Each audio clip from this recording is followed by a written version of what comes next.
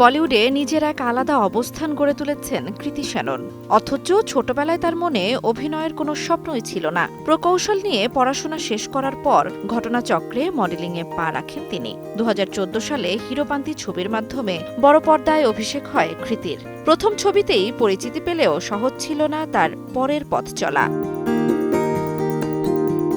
প্রবল প্রতিযোগিতা আর ফিল্মি পরিবারের বাইরে থেকে আসা এই দুই চ্যালেঞ্জই তাকে কঠিন পরীক্ষার মুখে ফেলে। তবে ধৈর্য আর আত্মবিশ্বাসের জেরে একে একে জায়গা করে নেন বলিউডে। ধীরে ধীরে নিজেকে পরিণত অভিনেত্রী হিসেবে প্রমাণ করেন। তবে মিমি ছবি তাকে এনে দেয় জাতীয় চলচ্চিত্র পুরস্কার।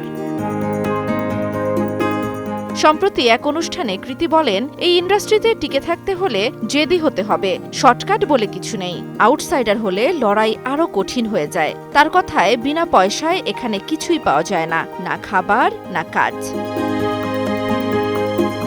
সাম্প্রতিক সময়ে কৃতির ঝুলিতে আছে একাধিক সাফল্য। ক্রু ছবিতে কারিনা কাপুর আর টাপুর সঙ্গে পর্দা ভাগ করেও তিনি নজর কাড়েন দর্শকের। নেটফ্লিক্সের থ্রিলার দো পাত্তিতে অভিনয়ের পাশাপাশি প্রযোজক হিসেবেও আত্মপ্রকাশ করেছেন কৃতি।